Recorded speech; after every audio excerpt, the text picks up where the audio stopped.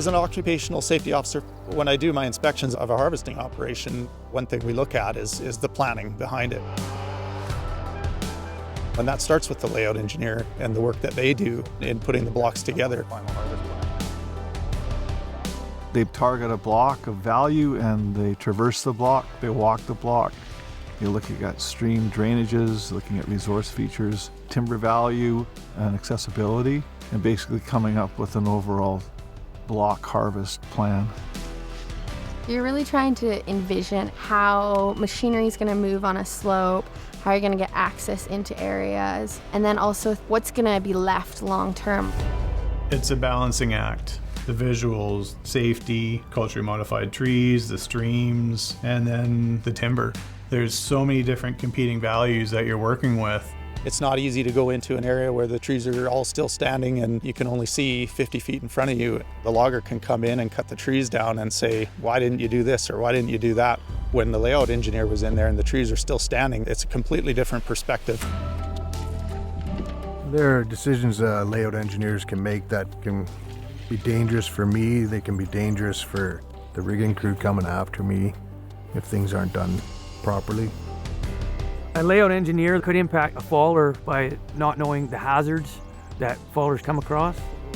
There's many different factors that should be taken into consideration while layout engineers are in the block hanging ribbon. Layout engineers are definitely not putting anybody at jeopardy on purpose. There may be a circumstance where you can lay out something that may be unsafe, but it's not apparent to you at the time you're there.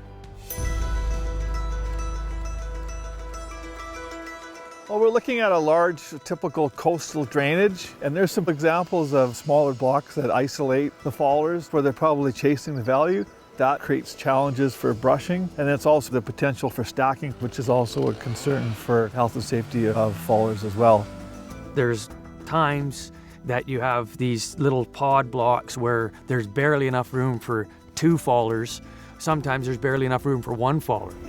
When you're in isolation like that, if it takes more than 10 minutes for people to get to you, it's really dangerous because if you get hurt, you break your leg or something. Access is really, really important to my job. Some of the things you can do are try not to have pinch points where faller can't fall safely. Try to make them as wide as possible with escape routes. But at the end of the day, the fallers need to check that area out. Maybe that's an area where you have to have an alternate plan.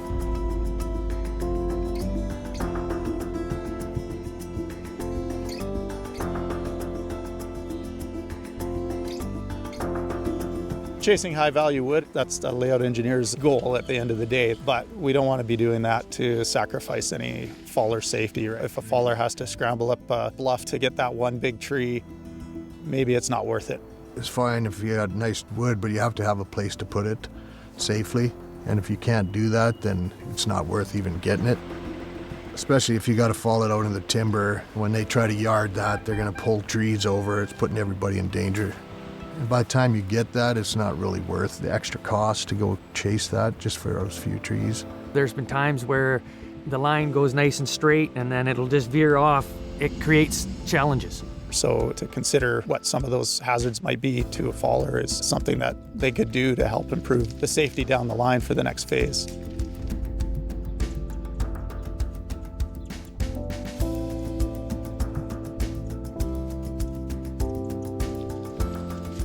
When we talk about creating linear boundaries, we're looking at kind of straighter lines and not so much jagged lines. It kind of goes against what some of the visual requirements are now. So it's a challenge. It's great to just draw a straight boundary, but a lot of the times that doesn't work with your contouring and what's going on your map. And so these amoeba shapes are really at the forefront of the industry today. More jogs and more zigzags in the line creates more brushing. It creates more work. You're wedging more when keeping it straight. There's your line, and you work up. You're not trying to put trees up the hill or around corners or anything like that.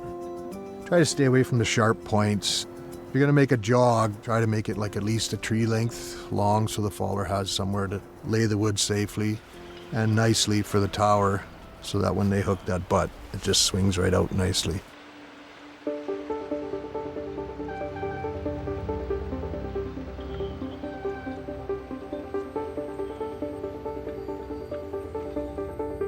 Every time you leave standing trees and you're falling trees around them, that means the fallers have to avoid contacting retention trees and clumps. So it creates complexities to the falling plan and it creates additional risk. Some of the things the layout engineer can do, situate the location of the retention in groups as much as possible along the edges of the cut blocks. It's not always possible. Avoid situations where the faller would have to brush timber or fall through standing timber and things of that nature. You can take out those hazardous areas like the gully draws and the steep bluffs, and you can just incorporate those hazards into the retention areas and try to minimize the hazards in the block for the fallers.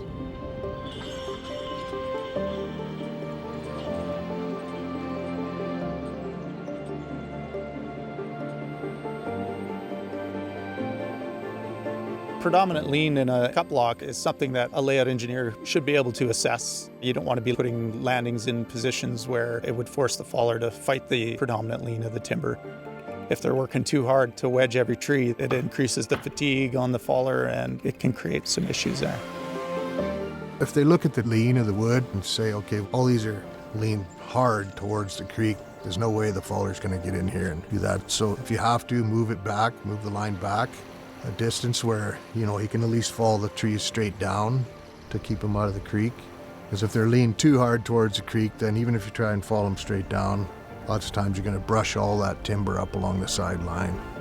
Knowing the lean of the timber will play a big part of how they lay the block out. Maybe they take more, maybe they take less as well. If they come to a draw where it's out of deflection for yarding and all the wood is essentially leaning that way, there's no feasible way that they will fall inside the block. So by educating layout engineers of a timber lean and what can be felled safely and what can't be felled safely is definitely something to consider and to work together with them. With experience, you can tell if that tree can be felled inside or not. So hang the boundaries so that the trees leaning outside are outside of a block. And then that even takes that decision away from the faller of having the pressure of trying to decide if he has to fall that tree or not.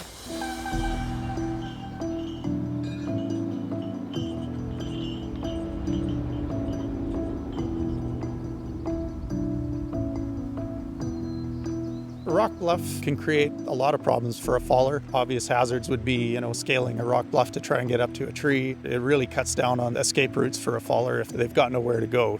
It's caused some serious injuries and fatalities over the years.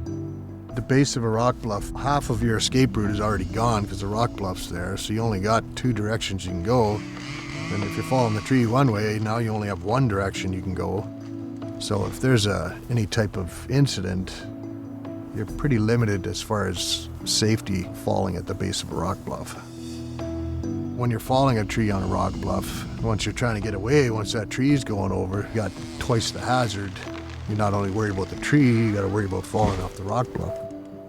How did you manage those rock bluffs? We did leave a few trees. There's times you got to leave trees because you can't fall them safely because it'll limit your visibility, it'll limit your escape routes. Or there's something on that rock bluff that is tied in with the tree you're trying to fall, which creates chain reactions, which is just one more avenue that we can avoid. The ground engineers are working in now tends to have more and more rock bluffs. We're definitely getting off the valley bottoms. We're up into the steeper side hills. Sometimes you find 10-meter tall bluffs, and a lot of times it is easier just to cut the bluff out and just have your top boundary come down underneath it, and then when the ground lets you, go back up and get more of the timber.